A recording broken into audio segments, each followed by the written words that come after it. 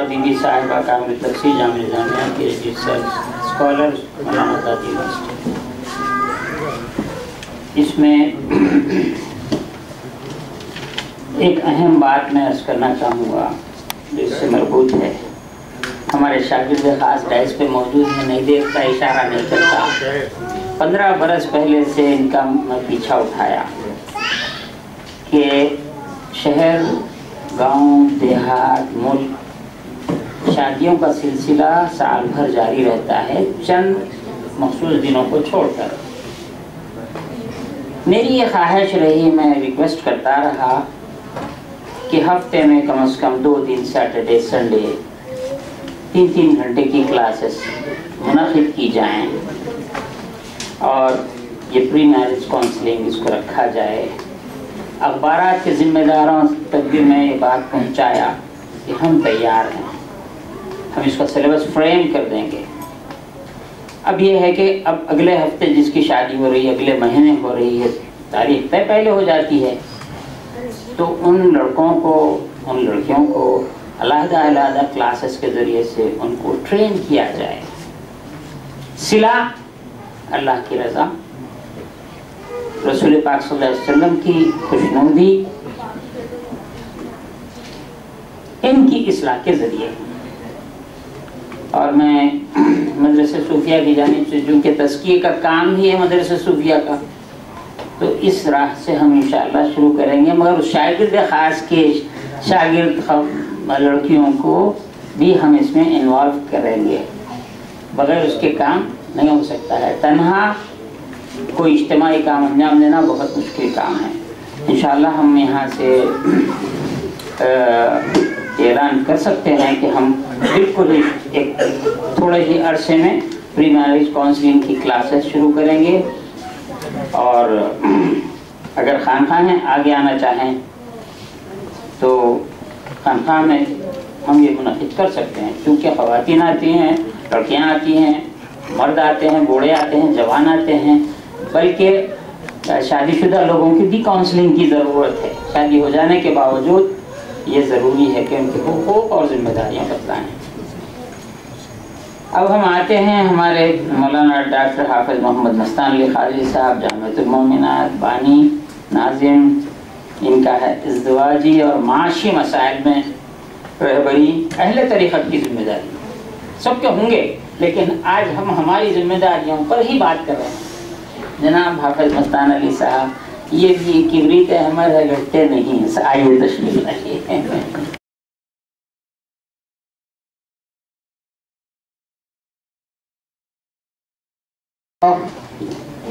الحمد للہ رب العالمین والعاقبۃ للمتقین، صلی اللہ علی النبی الامی وعلی آلہ واصحابہ اجمعین.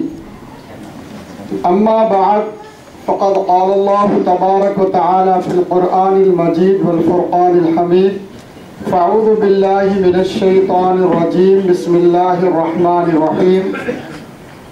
الرجال قوامون علی النساء، او قال یا ایھا الناس اتقوا ربکم الذی خلقکم من نفس واحدہ وخلق منها زوجها وبث منهما رجالا كثيرا ونساء واتقوا الله الذي تساءلون به والارحام. صدق اللہ العظیم. معزز سامعین کرام، مشائخین نظام، خاص کر حرکیاتی شخصیت حضرت العلامہ پروفیسر ڈاکٹر سید محمد تنویر الدین خدا نمائی صاحب قبلہ دامت قدسیہ، جو اس محفل کے بانی بھی ہیں، اور یہ تڑپ حضرت کے قلب میں آج سے تقریباً 20 سال سے یا اس سے زائد عرصے سے برابر یہ سوچ اور فکر برابر ان کو جگا دیتی ہے، بلکہ بیدار کرتی ہے کہ کیوں نہ ہو کہ ایسے موضوعات پر سیمینار ہوں اور معاشرے کے اندر سدھار ہو.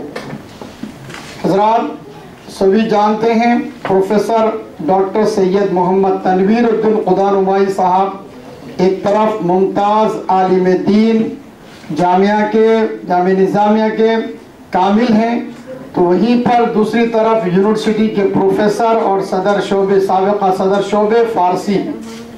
लेकिन इनके दिल में मिल्लत इस्लामिया के जो भी मसाइल हालात हाज़िरा में पेश आते हैं, उन मसाइल का बराबर जवाब देने और उन मसाइल को, जो उलझे हुए मसाइल हैं,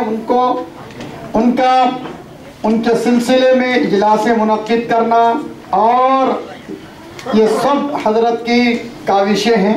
बैरोकैफ अभी हमसे क़ब्ल हज़रत की साहिबजादी ने जो शादी से क़ब्ल जो क्लासेस के सिलसिले में जो मकाला पेश किए हैं, उस पर हमारे हज़रत ने 20 साल 15 साल पहले ही शऊर बेदार किया। आज भी मैं अगर हज़रत इजाज़त दे तो जामिअतुल मोमिनात इसके लिए हाजिर है। लड़कियों के लिए जो भी शादी से क़ब्ल काउंसलिंग ये बेहद ज़रूरी है, क्योंकि हम शरई अदालत में बैठते हैं तो मालूम होता है एक शख्स तलाक देता है और उसको मालूम नहीं है तलाक के क्या मसाइल है। एक नुमाइश समझकर दोनों में तनाज़ा पैदा हो गया, झगड़ा पैदा हो गया, तो फौरन तलाक तलाक तलाक बोल देता है।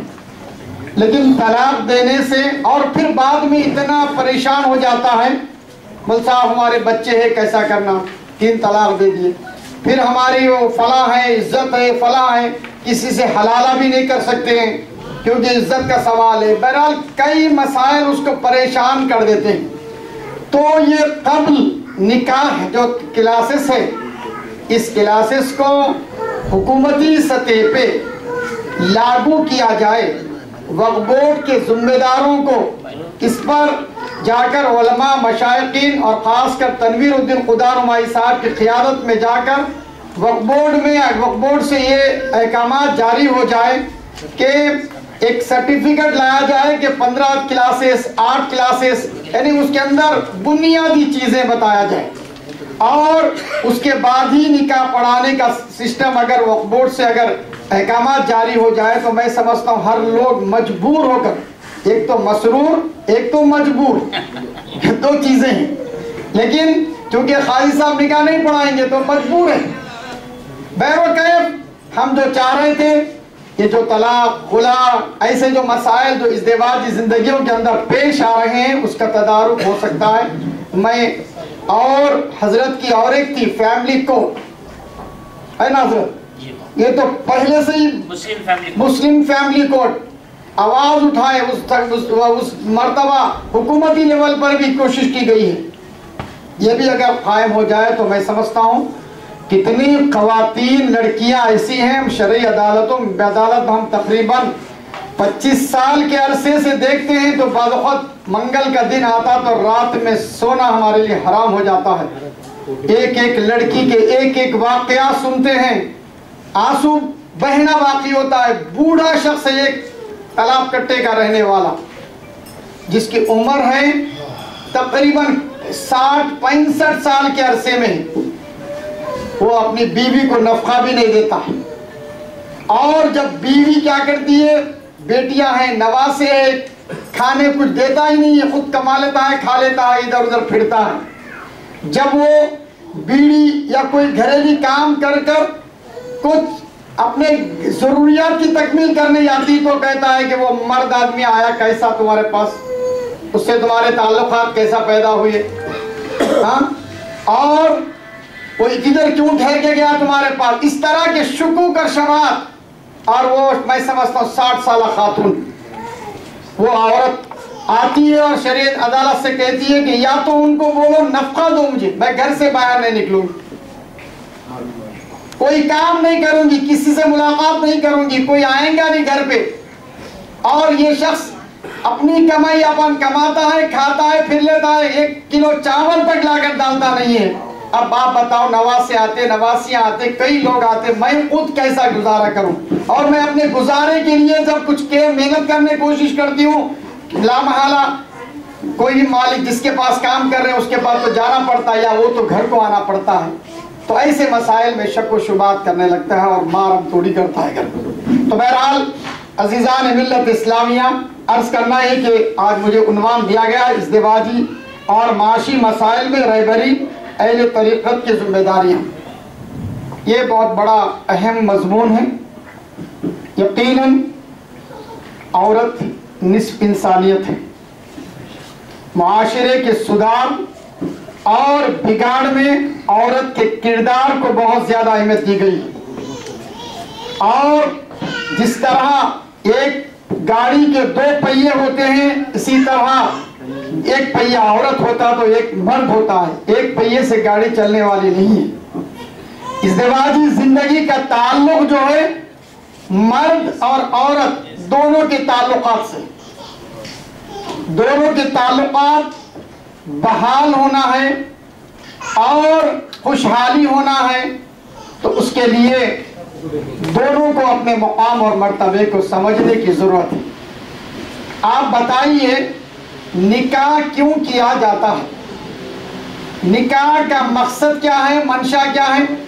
نکاح کا مقصد جدائی نہیں ہے، نکاح کا مقصد ملانا ہے، جوڑنا ہے، 2 خاندانوں میں آپس میں تعلقات پیدا کرنے کا نام نکاح قرار دیا گیا، اور 2 خاندانوں کے درمیان محبت اخوت داری کے پیغام کو عام کرنے کے لیے نکاح کیا جاتا ہے، اور نکاح کے بعد ازدواجی زندگی ہوتی ہے۔ خاص کر میں تجربے کی چند باتیں آپ کو بتاتا ہوں، میں زیادہ وقت بھی نہیں لوں گا کیونکہ علماء مشائخین موجود ہیں۔ پہلی بات تو میں حضرت 2 بجے بلائے، آنے میں تاخیر کا بہت معذرت خواہ ہوں، اس لیے کہ آج الحمدللہ آپ کی دعا سے 6000 سے زائد طالبات 6 ریاستوں میں، آندھرا، تلنگانہ، کرناٹک، مہاراشٹر، گجرات، کشمیر میں قرأت کے امتحانات پورے آن لائن مشاہدہ، اس لیے میرے کو تاخیر ہو گئی آنے میں۔ حضرت کو پہلے معذرت چاہ لیا، حضرت نے کہا کہ ٹھیک ہے کام سے فارغ ہو کر آئیے۔ تو بہرحال نکاح جو کیا جاتا ہے، نکاح سے پہلے تک مرد یعنی دلہے والے ہتھیلی میں جنت دکھاتے ہیں، اور طرح طرح کے تحفے دیے جاتے ہیں، اور بہرحال ایسا مرغوب کرتے کہ بس بتا نہیں سکتے کہ یہی لوگ حقیقت میں ہیں، لیکن جیسا ہی نکاح کا پہلا مرحلہ ختم ہوتا ہے وہیں سے آہستہ پیرا نکالنا شروع کرتے ہیں، اور سارے رعب اور دبدبے لڑکی پر لاگو کرنے کی کوشش کرتے ہیں، لیکن سب ایسے نہیں ہیں، سب ایسے نہیں ہیں، لیکن جو خراب ہے ان کے لیے بتایا جا رہا ہے۔ بیروکیف جو ازدواجی زندگی میں خوشحالی ہونا ہے، سب سے پہلے لڑکے والوں پر ذمہ داری عائد ہوتی کہ لڑکی اور لڑکی کے والدین کو لڑکی کے والدین سے نفرت نہ کریں، کوئی ایسا جملہ نہ بولا جائے جس کی وجہ سے لڑکی اور لڑکی کے والدین کو ٹھوس پہنچے، اور جس کا اثر راست طور پر بیوی لے اور گھریلو تنازعات اور ازدواجی زندگی میں یعنی بگاڑ پیدا ہو۔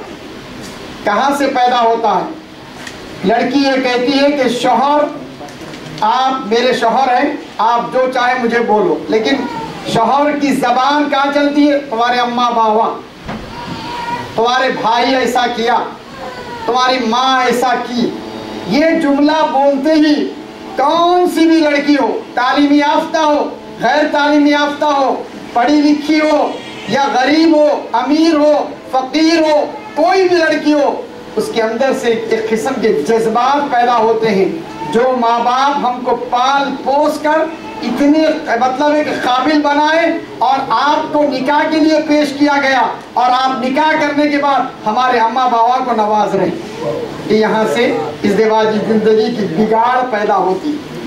تو ہماری اور آپ کی ذمہ داری ہے، خاص کر مشائخ طریقت کی ذمہ داری ہے۔ مشائخ طریقت کی ذمہ داری بہت ساری ہے، جہاں علوم اسلامیہ کی اشاعت ہے وہیں پر نکاح، طلاق، خلا اور جتنے مسائل انسانی زندگیوں میں انسانی زندگیوں کی ضرورت ہے، وہ سارے مسائل کو مشائخین کرام کی رہبری کی ضرورت ہے، رہنمائی کی ضرورت ہے، سرپرستی کی ضرورت ہے۔ اس لیے کہ عام آدمی میں ہوں، میں کچھ بولا تو میرے پیچھے کوئی نہیں، کوئی سننے والے نہیں ہیں، چند محدود ہوں، لیکن مشائخین کا تعلق جس طرح حسب اور نسب کا آپ کا تعلق گہرا تعلق اوپر سے لے کر آتے ہیں اور گہرائی کے ساتھ آپ پیش کرتے ہیں، اور آپ کی بات آپ کے تعلق رکھنے والے اور آپ کے سلسلے سے تعلق رکھنے والے سبھی حضرات اس کو مانتے ہیں اور تسلیم کرتے ہیں، تو آپ کی ذمہ داری یہ ہے کہ آپ فوراً ازدواجی زندگی اور معاشی زندگی میں رہبری کریں، اپنے مریدین کی رہبری کریں، اپنے ماننے والوں کی رہبری کریں، اور مرید ہو تو میں اس کی رہنمائی کروں گا، رہبری کروں گا، بلکہ ہر مسلمان کی رہنمائی رہبری، اس لیے کہ کوئی نہ کوئی شخص کسی نہ کسی سلسلے سے ضرور تعلقات رکھتے ہیں، وہ آپ سے مرید ہونا کوئی ضروری نہیں ہے، اور آپ کی قید کرنا بھی صحیح نہیں ہوتا ہے کہ آپ سب کے لیے رہنمائی کریے، سارے مسلمانوں کے لیے رہنمائی کریے۔ بہرحال میرے محترم عزیز سامعین کرام،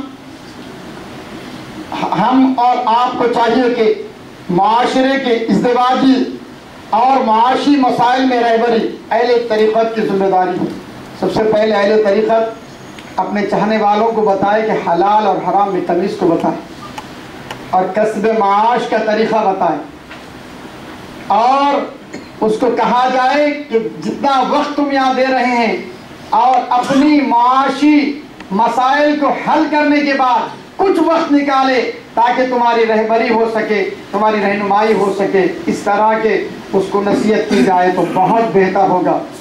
عزیزان، ایک دوسرے سے بہت گہرا تعلق ہے، اور اس کے لیے آپس میں تعلقات کو بحال کرنا چاہیے اور آپس میں محبت اور اخوت داری کے پیغام کو عام کیا جائے تاکہ صالح معاشرے کی تشکیل آسانی ہو جائے۔ میں اللہ سے دعا کرتا ہوں، پروردگارہ یہ سیمینار جو شادی بیاہ کے مسائل اہل طریقت کی ذمہ داریاں کے موضوع پر مدرسہ صوفیہ الاسماء الحسنہ ٹرسٹ کی جانب سے منعقد کیا گیا ہے، میں اس کو مستحسن فعل قرار دیتا ہوں۔ اللہ سے دعا کرتا ہوں کہ پروردگارہ علی جناب حضرت پروفیسر تنویر خدا نمائی صاحب کو اللہ صحت کاملہ عاجلہ عطا فرمائے اور مزید ایسے اجلاس منعقد کرنے کی توفیق رفیق عطا فرمائے۔ مع السلام ورحمۃ اللہ وبرکاتہ۔ علی صاحب، ڈاکٹر مستان علی صاحب نے بہت پرانی بات چھیڑی تھی، 1983-4-5 کی ہوگی، مسلم فیملی کوڈ کا میرا پروپوزل۔ پہلے family matters city civil court میں ہوتے تھے، خطہ بازار میں جو ہے، اس وقت حکومت نے تجاویز مانگی کہ فیملی میٹرز کا بوجھ بہت بڑھ گیا ہے، عوام سے تجویز مانگی گئی، تو میں نے تحریر کیا کہ ایک تو فیملی کورٹ الگ کر دی جائے، سٹی سول کورٹ میں نہ رکھا جائے، اس میں بھی مسلم فیملی کورٹ الگ کر دیا جائے اور مسلمان جج کو رکھا جائے، تاکہ اسلام کے مزاج کو وہ مسلم ایڈوکیٹ، مسلم جج جانتا ہے، خلاف اسلام فیصلہ نہیں آئے گا اور حکومت اور عوام مسلمانوں کے درمیان رنجش پیدا نہیں ہوگی، بدگمانی نہیں ہوگی۔ بہرکیف وہ ہماری تجویز تھی، وہ فیملی کورٹ تو الگ ہو گئی لیکن مسلم فیملی کورٹ نہیں بن سکی۔ وکلاء نے ساتھ دیا لیکن اس پہ زور نہیں دیا، ان کو شاید وہ بات پلے نہیں پڑی، اب پلے پڑ سکتی ہے۔ بہرحال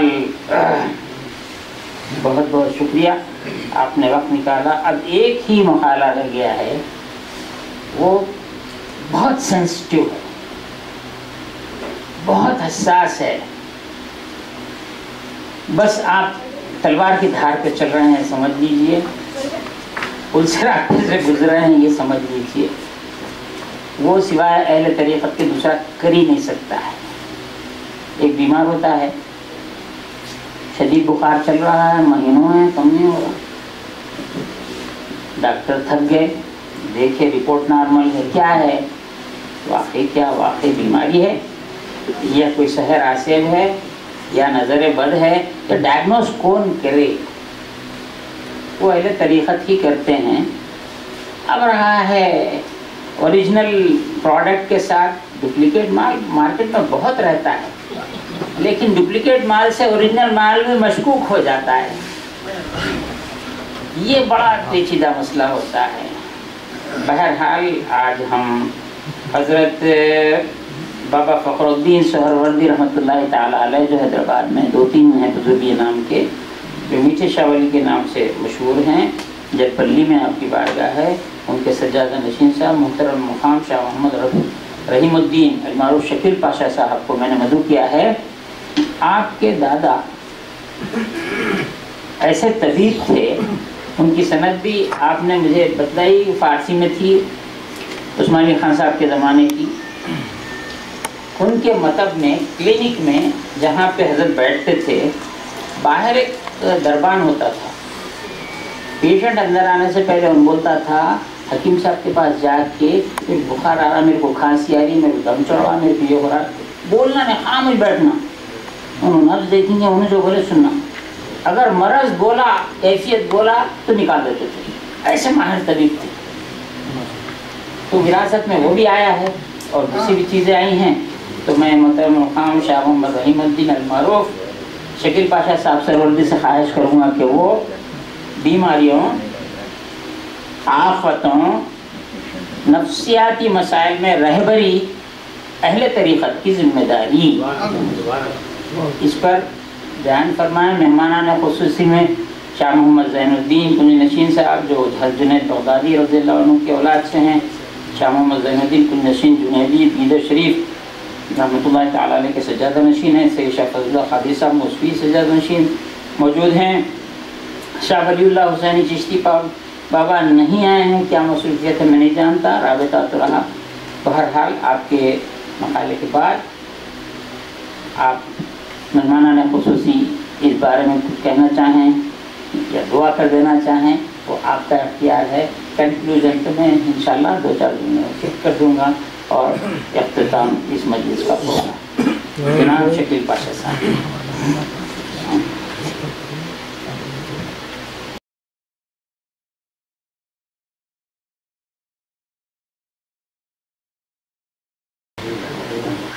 الحمدللہ رب العالمین، والصلاة والسلام علی سید الانبیاء والمرسلین، اما بعد، فاعوذ باللہ من الشیطان الرجیم، بسم اللہ الرحمن الرحیم۔ نبی کریم صلی اللہ تعالیٰ علیہ وسلم پر درود پاک پڑھنے کے بے شمار فضائل و برکات ہیں۔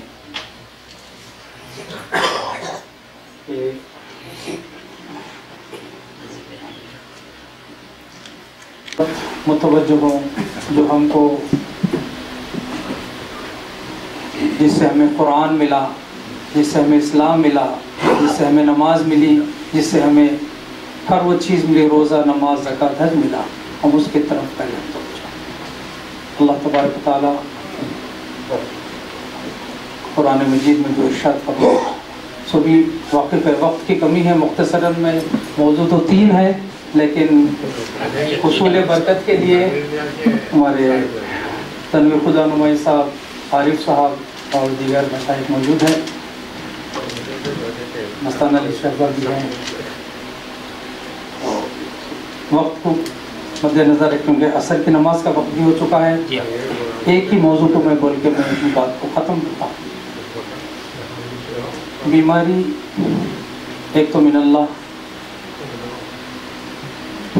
ایک جب ہم سید اسماعیل ذبیح اللہ شاہ صاحب خدا نمائی قدس اللہ سر العزیز کے عرس کے موقع پہ آئے تو یہاں سے ایک چیز لے کے اٹھیں گے۔ درود پاک تو الحمدللہ پڑھتے ہی ہیں، ایک بڑا پیارا دو حدیث کو میں جمع کر کے کہتا ہوں۔ آقا صلی اللہ تعالیٰ علیہ وسلم اپنی صاحبزادی اما جان فاطمہ الزہرا رضی اللہ تعالیٰ نے گھر تشریف لے گئے، آپ روٹیاں بنا رہی تھی، تندور میں روٹیاں لگا رہی تھی۔ آقا صلی اللہ تعالیٰ علیہ وسلم نے بھی اپنے ایک مبارک ہاتھ سے ایک روٹی لگا دی۔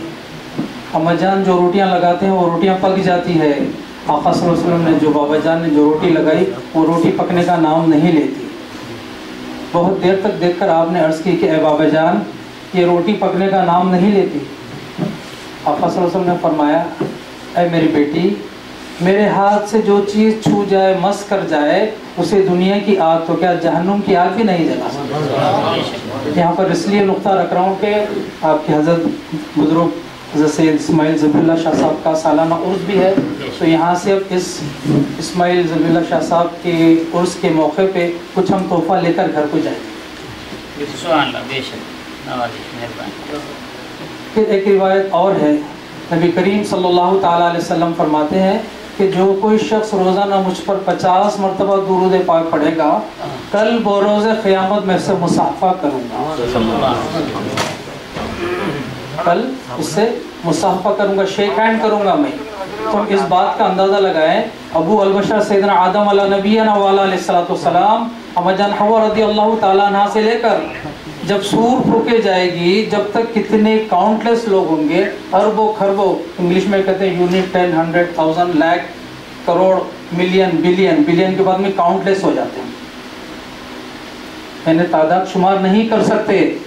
تو اتنے لوگوں میں ہم کیسے آقا صلی اللہ تعالیٰ علیہ وسلم کی زیارت کریں گے؟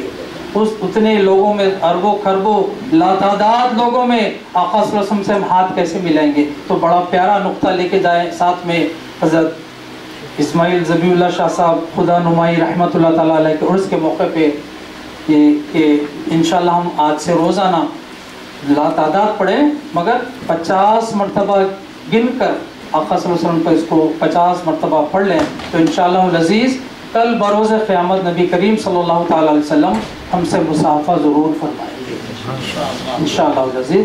یہ حضرت تنویر خدا نمائی صاحب کی طرف سے میں تحفہ پیش کروں. اب آئیے بیماری کے صلی اللہ علیہ محمد صلی اللہ علیہ حبیب اللہم صلی علی سیدنا مولانا محمد عدد ما فی علم اللہ صلاۃ دائمۃ بدوام ملک اللہ. بیماری ایک تو من اللہ ہوتی ہے. اب جیسے کہ سیدنا ایوب علیہ نبینا والا علیہ السلام کو بیمار کیا گیا, زین العابدین سیدنا عابد بیمار رضی اللہ تعالیٰ عنہ بیمار ہوئے, اور پھر ایک تو یہ من اللہ ہو گئی, دوسری بیماری ہم خود اپنے ہاتھ سے پال لیتے ہیں. آج کے دور میں جو فاسٹ فوڈ کا دور چلا ہے, چائنیز برگر پیزا وغیرہ, اور یہ تمام چیزوں میں بد جانور کی چربی ملائی جاتی ہے. اور بے ٹائم ہو گیا, رات کے 2 بجے پرانے شہر میں کھانا کھانے کے لیے نکل رہے ہیں, اور مندیوں کا تو رواج تو عام ہو گیا ہے. بزرگان دین کا یہ معاملہ رہا, عیب سمجھا جاتا تھا اس کو باہر کی چیزوں کو کھانے کے لیے. آج ہم یہ بھی عہد کر کے اٹھے کہ آج سے مندی یہ باہر کے کھانے کو بھی ہم انشاءاللہ موقوف کر دیں. ایک صاحب آئے, بولے کہ بھئی میرا بیٹا ہے, اس کی بینائی اتنی ہو گئی کہ وہ ہر چیز یعنی غیب کی باتیں بتانے لگ گیا, اس کو نظر آنے لگ گئی.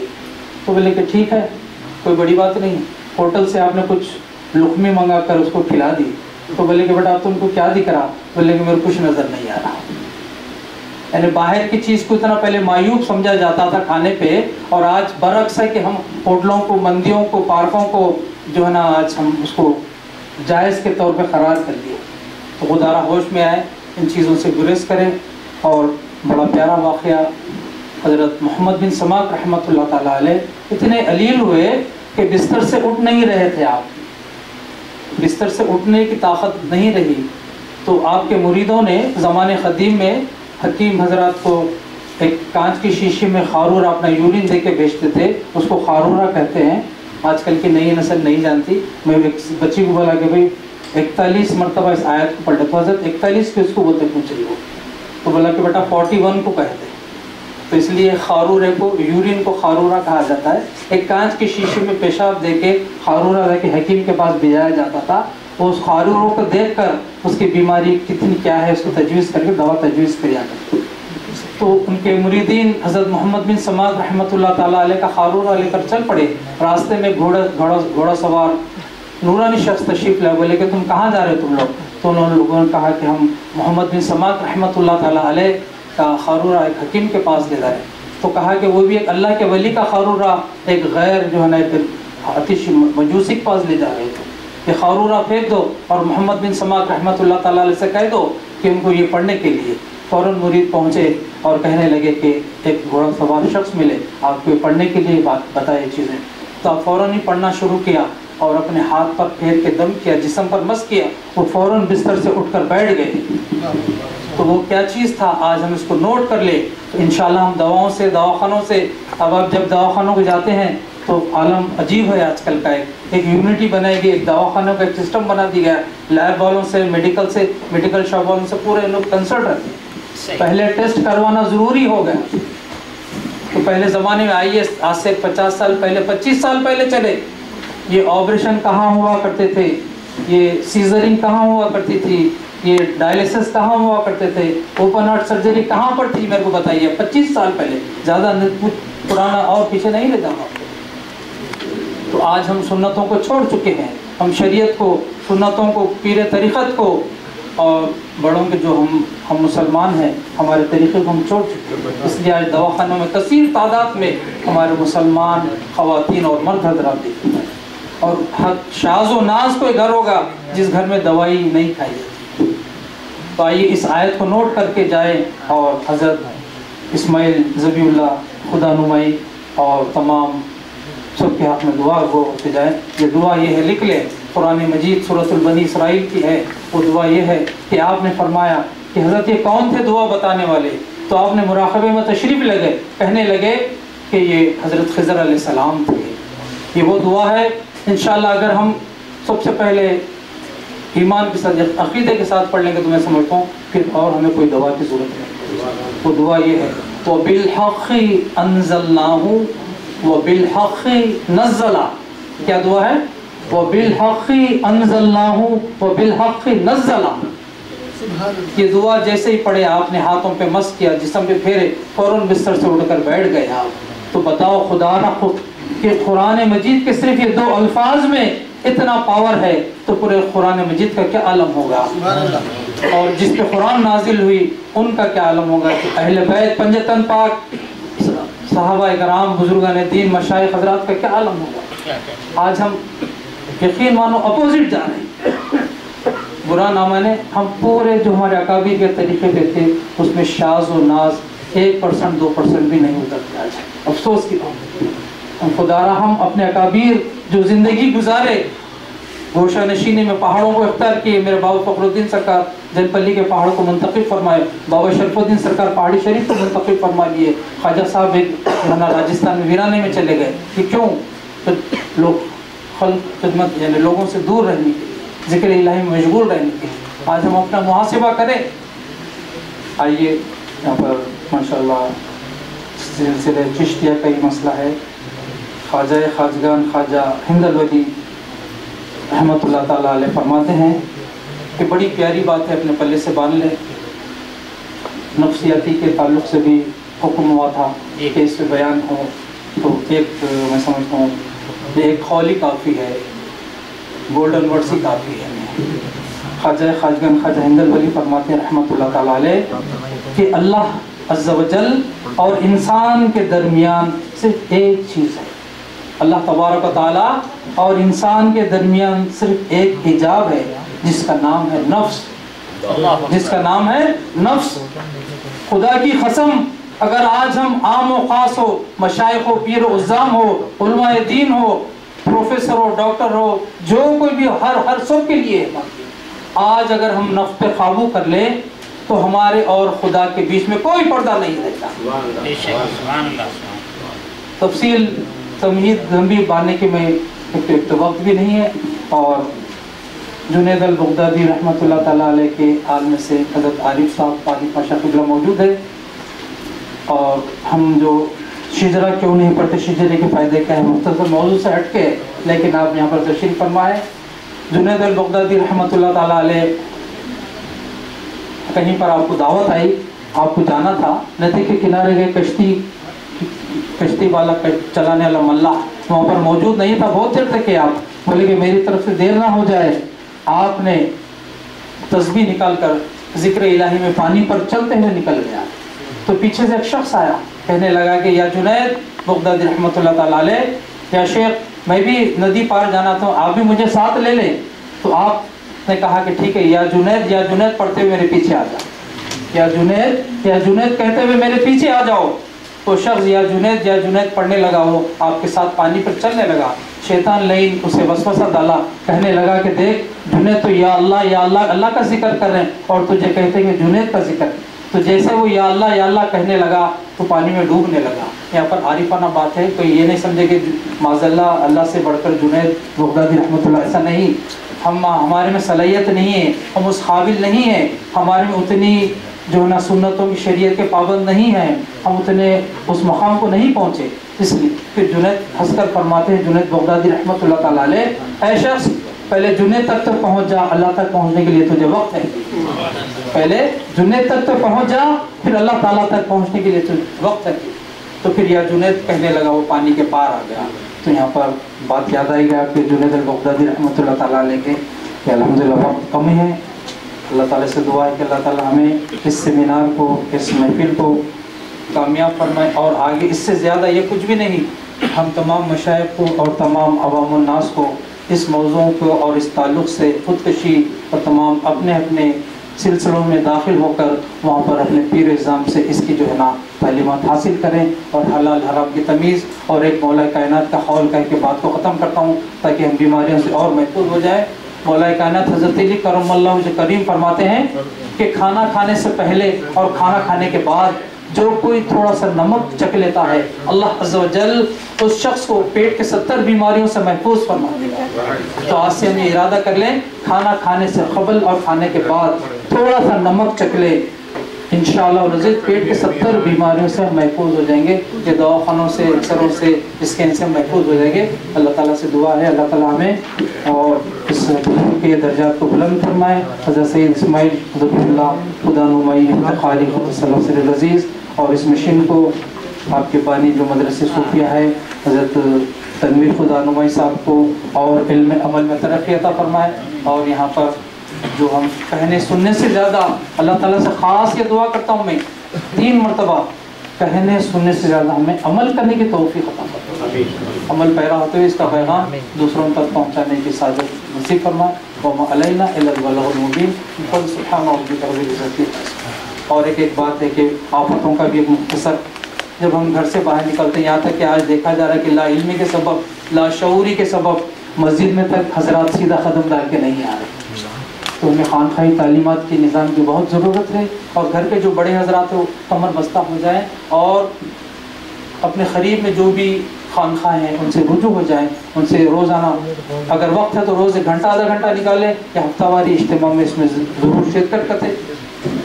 مسجد میں کون سا قدم ڈال کے جا رہے ہیں یہ بھی ہوش نہیں۔ تو آئیے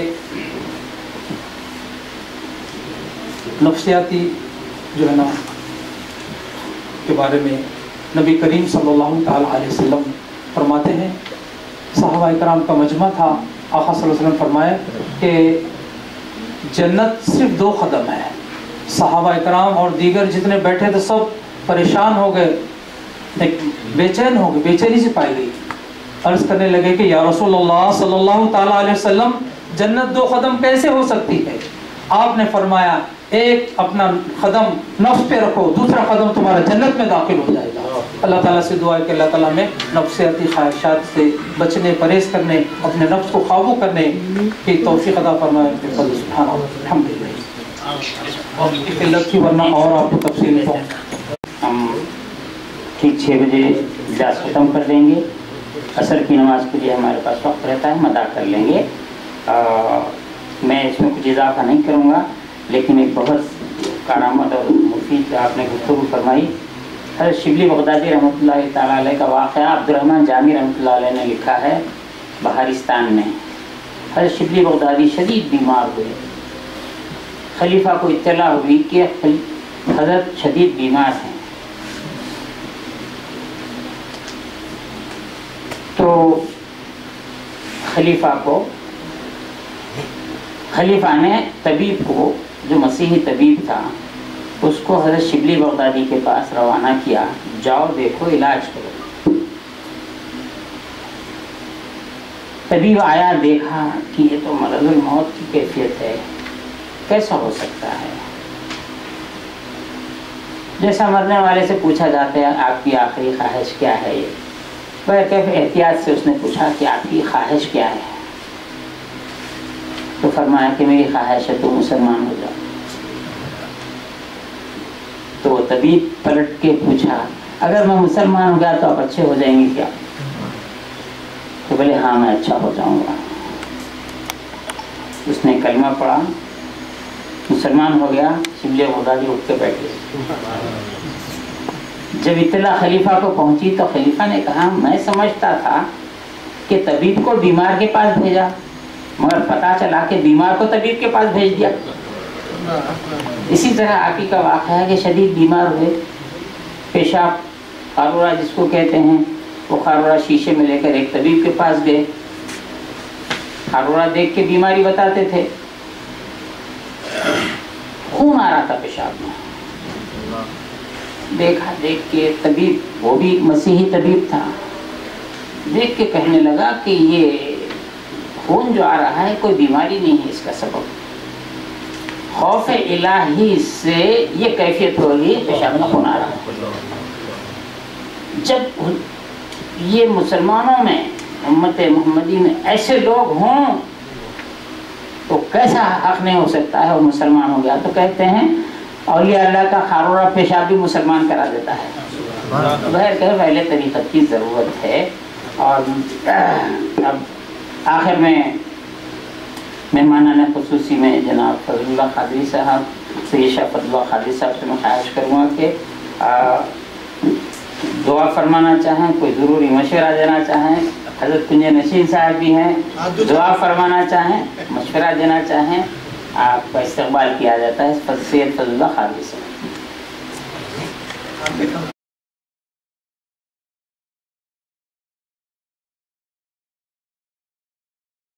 السلام علیکم ورحمۃ اللہ وبرکاتہ۔ حضرت اکرام، آج کے اس مخصوص جلسے کے روح رواں حضرت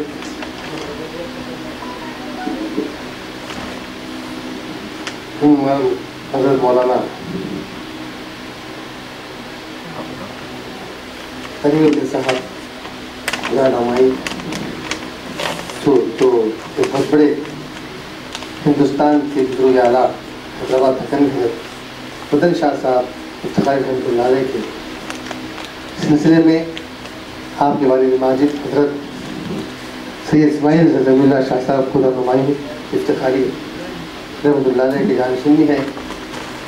سب سے بڑی بات یہ ہے کہ ہمیں تمام علماء اکرام، مفسر حضرات، مشائخ اکرام سے مختلف موضوعات جو حضرت نے چاہا تھا پر تفصیل آپ نے سماعت فرمایا۔ یہ تمام باتیں سننے کے بعد اس کا نتیجہ یہ ہے کہ میں مختصراً آپ سے عرض کرتے ہوئے اپنے خطاب کی سماعت میں جو ہے سمیٹوں گا۔ سب سے بڑی بات یہ ہے، پیر بن مردوان نہیں ملتا، پیر بن مردوان نہیں ملتا اور غزل بن راستہ نہیں ملتا۔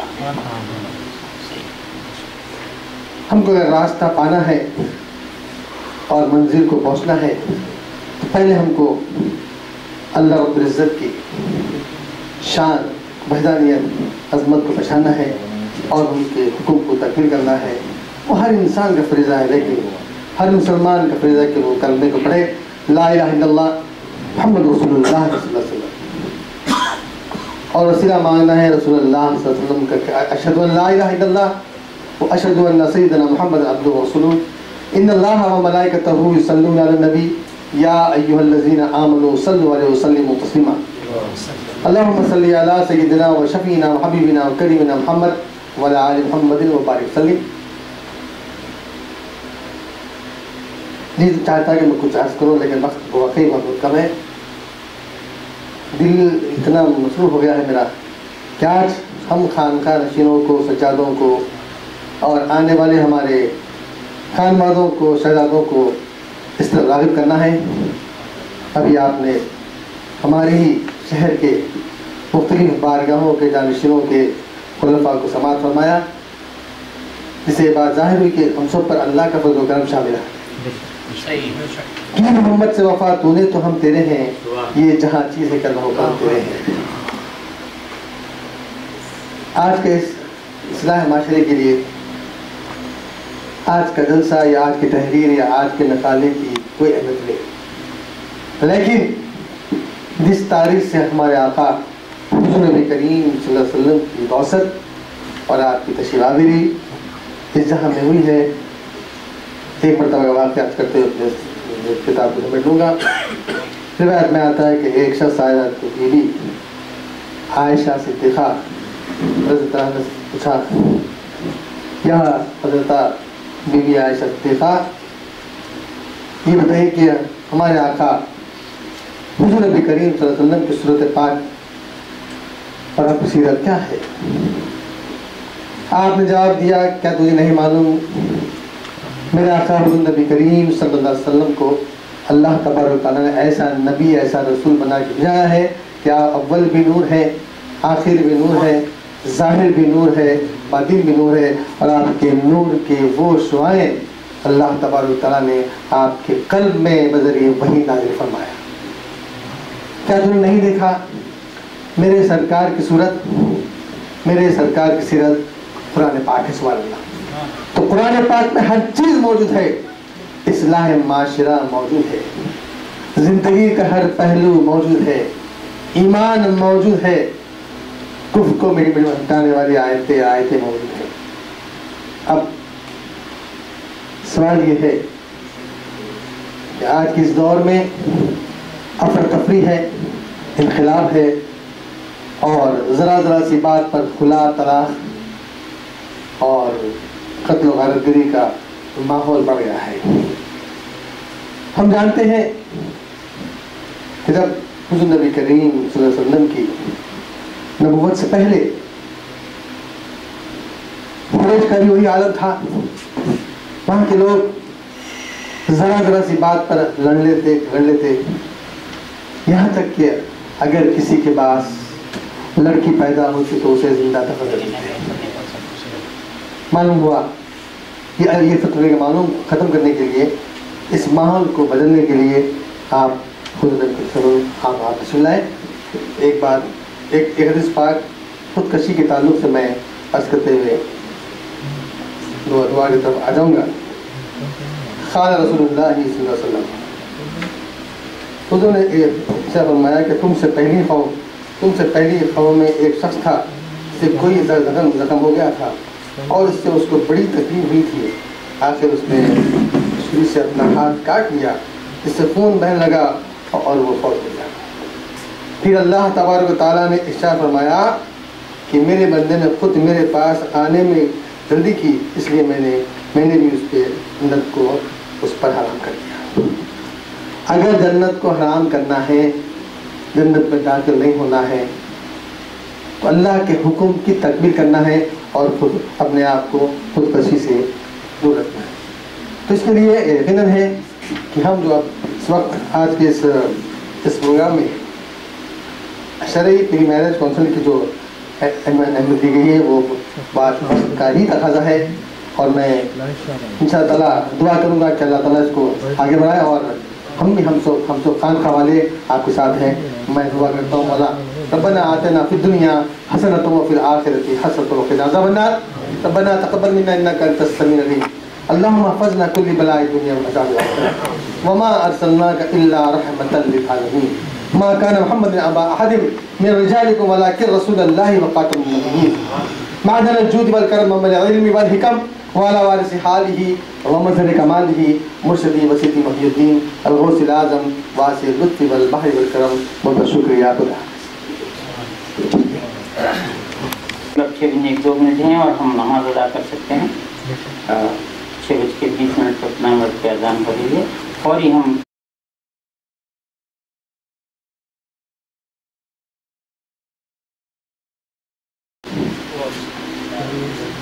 میں آپ سب حضرات کا تہہ دل سے شکریہ ادا کرتا ہوں، اور سب سے خاص بات جناب سید تنویر ڈاکٹر سید تنویر رہنما صاحب کے جو خدمات ہیں میں ان سے بہت قریب ہوں اور بہت نہیں بلکہ بہت انتہائی قریب ہوں اور اللہ سے دعا کرتا ہوں کہ اللہ تعالیٰ ان کی صحت اور عمر دراز فرمائیں کیونکہ ان کے جو خدمات ہیں اور ان کے علم کا فیض عام ہو اور اللہ تعالیٰ اور ہم سب کی مدد فرمائیں کیونکہ دور حاضر فتنے کا دور ہے اور ہم سب کو مل جل کے اتفاق سے چلنا ہے اور اتفاق ایک اہم ایک مضبوط چیز ہے اور ہم آپس میں مشائقین اور خانقاہی نظام میں ایک دوسرے سے وابستہ ہونا ہے جو مخطوطات ہیں یا جو قدیم جو بھی اپنے بزرگوں کے جو وظائف ہیں حاصل کر کے عبادت کر کے عوام ناس تک فیض پہنچانا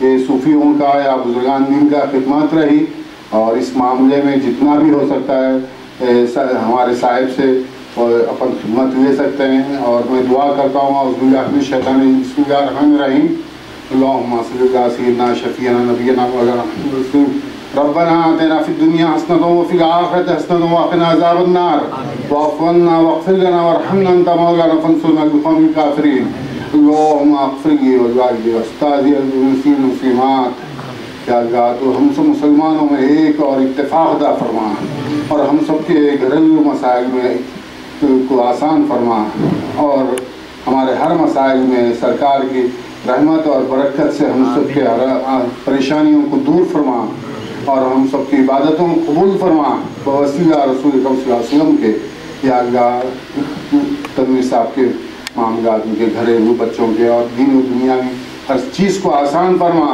اور ہم سب حاضرین جماعت کے مسائل کو بھی آسان فرما یا اللہ تو ہم سب پہ رحم فرما ہم مسلمانوں پہ رحم فرما ہم سب پہ رحم فرما کرم فرما یا اللہ تو جو بھی جو پریشان ہیں ان کے پریشانیاں دور فرما جو بچیاں شادیوں کے لیے ہیں ان کی شادیوں میں آسانی فرما یا اللہ تو رحم فرما ربنا تقبل منا الفاتحہ سرکار دو عالم سرور کائنات صلی اللہ علیہ وسلم کی خدمت است ان اللہ ملائکۃہ یصلون علی الذین آمنوا صلوا علیہ وسلم تسلیما اللہم صل علی سیدنا شفیعنا نبینا مولانا محمد صلی اللہ علیہ وسلم اجمعین یا رب العالمین محمد رسول اللہ صلی اللہ علیہ وسلم